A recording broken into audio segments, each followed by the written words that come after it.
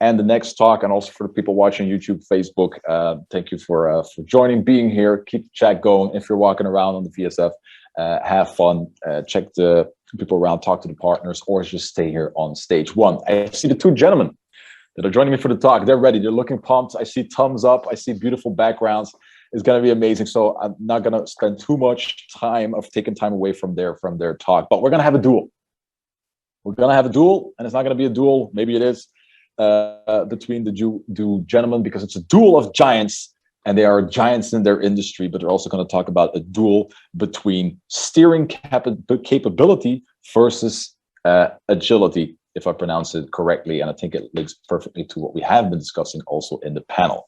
The gentleman I'm talking about, and an important one for them is, and I'm already going to ask now because there's, like I said, there's always a delay on the chat, is they want to know what you think of their presentation straight afterwards. So of course you're going to get an OpenSlava survey, but let them know what you think in the chat. That's what they asked. They want straight feedback. They want to know how they rocked it. So let me know. I'll go through that. Just a heads up front. But without further ado, we're going to have a duel of giants between steering capability and versus agility. And we have Henrik Gruber and Martin Lehner. I hope that I pronounced the names right. From Accenture Solutions IQ. Gentlemen, I know you're ready. You look ready. The floor is yours. Take it away. Hi, Monik. Thanks a lot. Thanks for the introduction. I mean, this really feels like within the boxing ring as you introduced everything else. So that's cool. So let's just start very quickly. So it sounds very complicated, but we were listening to the very last minutes of the former talk where you guys were talking about technology. And technology is being embedded in two other areas. One area is the money. And the money comes from the management, right? So that's what we need. So even though you're interested in technology, that's great, but you need some money that you can spend on it. And then there's a third part, and this is kind of the second part of the duel of the giants, that is agility, or in terms of that's the people. That's the people and the products that need to be created, right? Everything is embedded in technology, but we are now going to talk a bit about the other two giants, which is management with money, and which is agility with people and the products. So therefore, there is management in one corner of this boxing ring with a high demand for steering capability. They want control, okay? And in the other corner, there is the hopefully empowered agile product teams. They don't want to be controlled. They want to be empowered, and they would like to have they are motivated. They would like to have all of they do have the capabilities as well. And they would like to have everything to be empowered to build great products based on technology. And that's a fight which has been going on probably for centuries already. That there is always a bit of a drag from both directions. So this is what we're going to talk about. Martin, you want to start? Yeah, sure. Yeah, thanks for having us. I'm the person on the right-hand side, Martin Lehner. Yeah, really happy to talk to you today about the problem Henrik just described. As you can see, when I'm not working for Accenture Solutions IQ, I like to be outside. I like to travel a lot. But when I'm working for the firm, I typically work with products, people who want to build new products, people who love to build products, and that's why this topic is so fascinating for me. Very quick introduction from my side as well. So the picture looks rather lame in comparison to yours. I chose it like that.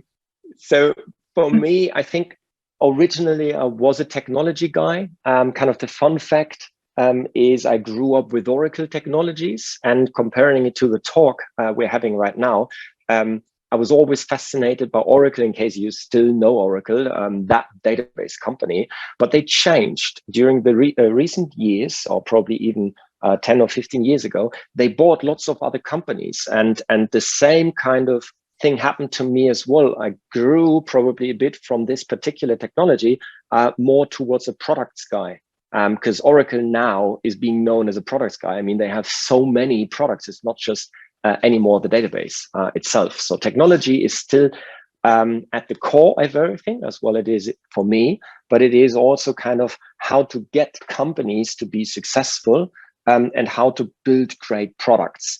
And very often, and this is kind of probably just the only reference to what you see in my background, is we're stumbling across the obelisk. So we're trying to reach the stars, or we actually just stumble across very small aspects. But we're not going to talk about the small stones today. We're actually going to talk about the big things. I have the honor kind of to introduce in one corner management. And in one corner, there is the management demand for steering capability. What does that mean, right? So first of all, let's just stick to this kind of term a bit. So the thing is, we always need budgets, right? So we always need budgets so that we can spend them on the technology, on the people, on the great products. But the thing is, you can't necessarily plan it properly. And I think there is one thing which is particularly bad, if management in this area or in this corner of the ring only talks to itself. And very often that is what happens. Senior managers get together for a couple of days, for a couple of weeks, and plan the budget for the next year. They haven't talked to any of the engineers. They haven't talked to any of those people capable of telling them what certain technologies cost, what certain implementations will cost. They don't even talk about some nice tweaks or whatsoever. They just plan the budgets, right? So this is very, very weird, because we plan something where we have no idea about how much things cost. We just base it on our empirical studies, meaning if we've spent that amount of money last year, let's add 10% and we're on the safe side, right? And this is kind of very loosely coupled to everything else. So therefore, when we think about it, it should be, there is a target we set, because that is something what we want to happen. That is a good thing. It's really great if we have an idea. So you could call it a vision, you could call it kind of a product idea, whatever that might be. So something we want to happen within the next couple of months and years. Then there is some kind of forecasting, what we think will happen, because there are a couple of people might not be available. We need to scale up, all of these fancy terms. We need a certain technology that need to be implemented. We think that'll be done within a couple of weeks, right? Normally it might take a couple of months, but that'll be done in a week. Let's call that milestones and stuff like that. And then there's resource allocation. And we call it resource allocation because very often it is resource allocation. It is not you as a person, as an individual, but it is 0.25% of you. That is resource allocation for a particular kind of thing which we are going to build. And so this is what needs to be done, right? And then as a conclusion, always two things happen. This is, if I forecast more revenue for this product, for this project, for this thing we're going to build, I get more people. This is weird. I mean, this is called capitalism, I guess, but this is kind of weird because that means my company is going to grow and grow and grow and grow, because of course the revenue I made last year will not be enough for next year. So we need to make more revenue. Therefore, I need more people. Or I could offer kind of cost reduction. That would work as well. But very often cost reduction has something to do with efficiency, meaning let's pick the amount of people we have and I get more resource out of them, like more percentage point for my project from them. So management is always interested in more revenue, then you get more people, or more cost reduction, then you get more of a share of a specific person.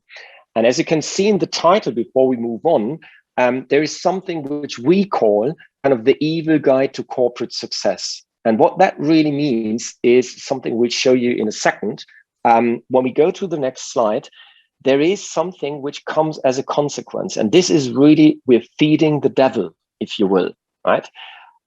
So if we do it this way, very often there is a hidden agenda which comes along. And this hidden agenda comes along due to this target setting, which we were talking about before, meaning I need more budget. therefore, let's plan with a bit more budget, because then I get more people. And if I get more people, then I will be more relevant within the company. When I become more relevant in the company, I will get more budget. And this is kind of weird, right? So therefore, forecast and resource allocation is one process. So this is one thing, and it is feeding the devil. The second thing is, it's a rain dance. That's what we called it. Because first of all, it takes very long doing this rain dance. And there's a very funny story about rain dance. It's not so much about the weather, not anymore. It's about the dance. It's about coming up with the best dance ever, and the people will be occupied with themselves talking about the dance and what could be improved and what could be done, meaning how could we get more money? How could we get more people? How can we kind of not talk about the failures we've made in the past, because otherwise we will not get that much budget in the future, stuff like that, right? It's not about changing the weather, getting anything kind of becoming better outside. It's really just about the dance. And therefore, what we need, and still management, as you know, I introduced to you management needs control. It's not about the people have to enjoy their work. We can't measure that, right? So they come to work with a smiling face probably, but it doesn't change anything. Not necessarily they need to learn stuff that costs money. It doesn't bring me money on the short term. And it's not necessarily about the best product from a technology point of view. Don't tell me about technology. I'm looking for a product. Make it happen somehow, right? And if you use an old technology, because you can just copy and paste it, then just copy and paste it. We'll worry about the beauty of the product later. Do you recognize that? Right? We'll take care of that when there will be time in future. Then we will take care of these things. This is very often how management thinks. And I think we have to do something about that. Probably some of these aspects ring a bell to you. Martin, introduce the other contender. Yeah, sure. I think this is a really interesting point of view that probably most of you guys, I would assume on this conference, listening to us, are maybe not part of the management. But as Henrik just described, this will sound familiar to you, we assume. This annual budgeting process when people try to gather some data and come up with a plan, which is not realistic. The other side I'm going to introduce to you now is what Henrik mentioned, is we have since, more or less exactly 20 years ago, the Agile Manifesto came out. It was like a big thing. People were talking about we have to change our engineering processes, and we have to follow these kind of principles. What you can see here right now. Typical things such as don't follow the plan, welcome the changing requirements, put your energy on the motivated individuals, and that they can work together on a daily basis as a self-organized team. All the kind of stuff. Supposedly changed the way how we do our products, how we build our products and engineer them. And probably most of you guys, you know this kind of principles. You have heard them in the one or the other training, or you read them on a blog. But this kind of principles most likely sound familiar. If not, they're supposed to describe agility on a very high level. What you cannot see here, because it was not part of the package, is a handbook how to implement it. So there is no guidance on, yep, I need to do these 10 steps, and then I can be agile, and I follow the Agile Manifesto, and everything is fine. That doesn't exist. I mean, some of the frameworks, they try to describe a way, but it's never a conclusive thing. It's always just like there's lots of room for interpretation. So people and teams did what they needed to do. They came up with their own solution. And for some teams, what you can see here is maybe one version of how to implement agility. So what you can see here in the yellow box is this is the team. They have some people being responsible for building products, some people being responsible for testing, and they do it in an agile way. So they have some iterations, they try to talk with business a lot, and they try to have lots of conversations about the code and tests. This is obviously not a really advanced version of agility. If we have a look, for example, on other versions, we can already see that there are some teams, and maybe you and your team, you're part of one of these teams as well, being responsible from design to test to release, and you have kind of this feeling that this is your product already you're building. And I would assume only a few of you guys being part of a team, which we can see on the bottom, being really responsible from the opportunity selection down the road to the run when you maintain your product, being really an empowered product team and having all the skills you need on the team and also all the responsibility you need in order to come up and maintain a good product. And now you can imagine, I would assume, if you and your team, you're more like on the top part, then what Henrik described, the management processes, they're not such a big deal for you guys. Because you anyway, you get something, you build it, you test it, and it's good. But the more you are with your team on the bottom side, the more advanced you are in agility, the more it will be a hustle for you every year, every time when management try to deploy their steering capability, try to set some goals which are not really realistic anyway. So this is where we are today. We have waterfall goals, we have management processes which are decades old, and we try to implement agility in order to come up with better products and more customer value. So for us, and this was the reason for this talk, there is the question, are both demands reasonable? Yes, they are. And can they be incorporated? And we want to show you now one way of finding a common ground. And one of these ways could be that you start to use objectives and key results. This is really funny thing because this is also 20 years old and even more. I mean, we're talking here about the people doing this in the 1980s, 1990s. So this is not really a new thing. It's really, really old.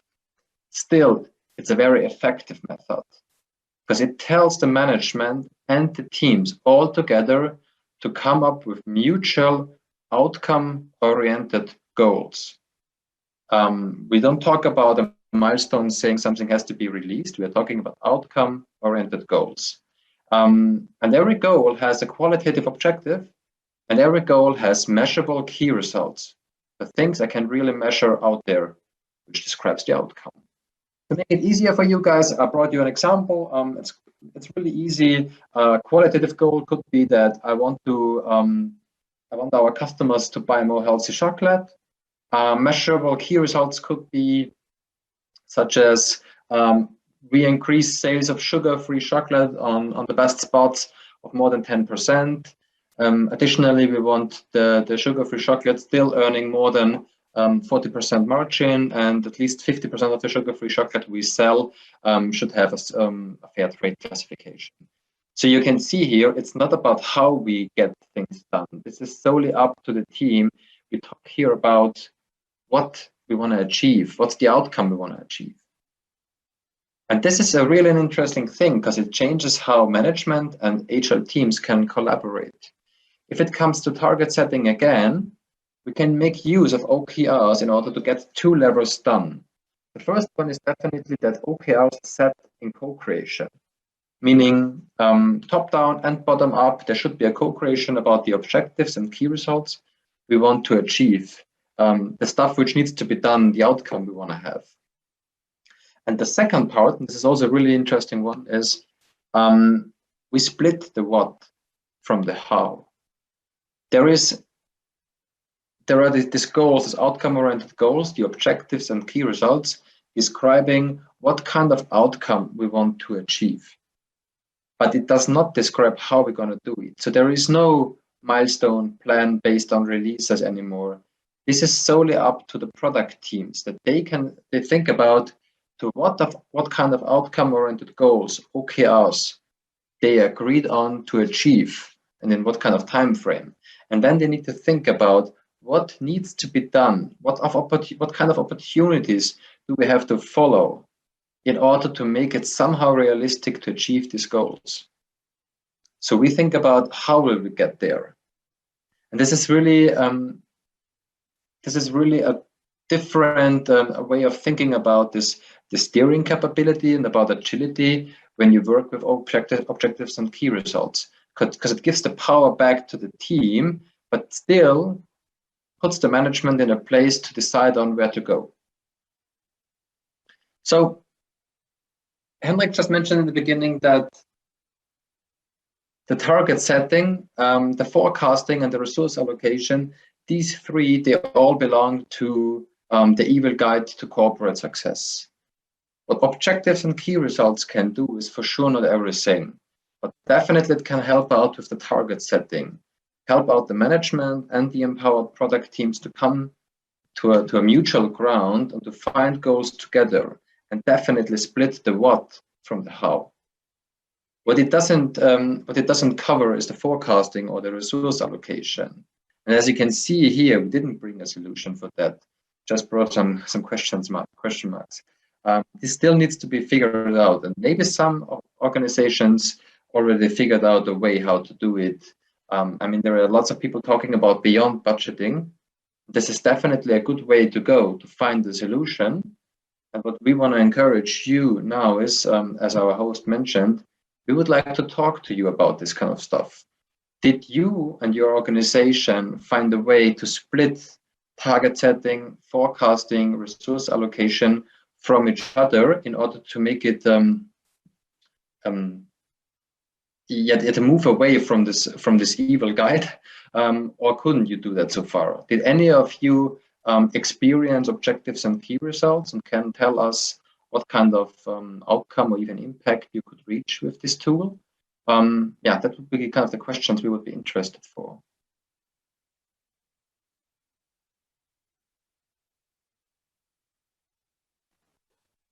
All right. I presume you're done. Thanks. Yeah. There you go. Thanks. There you go. I was a bit doubtful. Like, is he ending or not? Should I jump in? But I'm just going to jump in. All right. Kick him out. Sure. Yeah. Move. Next speaker. So, no, thank you so much, gentlemen. I really liked it. And now you're going to probably think, yeah, you have to say that because you're the host. But I really liked it because it touches upon what I believe generally is a big thing, definitely in the tech business, that you just, I really like the name that you call it, the evil guide to success. So I enjoyed it. I'm looking at the chat right here, and we're having some delays in there all day. So let's have that fixed. So if I can't, there you go. Someone's saying this conference was created bottom up. It's That's good. Good. And I presume that the questions you asked in the last slide were for the audience right now, right? Yeah, exactly. Okay, so if you're watching, like Marcel is the last one who reacted, so could you, for the audience, repeat them one more time what you want to know about the audience for the couple of minutes that we have? Yeah, sure. So we talked about this opposing sides, and we would be interested, do you have this problem as well?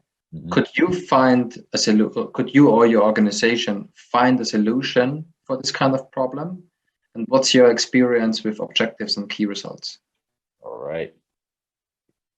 Let me check real quick. I have delays on there. So the question is, did you solve it? Did you do some stuff? Do you have some best cases? What metrics are you using? So if you are watching right now, you're like, I have the solution. I've been doing this for years, guys. What are we talking about? I fixed this in my company. Then this is your time to shine. Meanwhile, while they're like, I have like 23 or 30 seconds delay. People have to think. So while we're doing that, yeah, sure. What is coming in? My question to you on hearing all these things, and also looking at the panel. I don't know if you followed the panel. Just not to put you on the spot. Yeah. No, yeah. They were talking at the end. They were a bit in disagreement when they were talking about what should be the skills and responsibilities of, for example, a developer, someone responsible for IT innovation.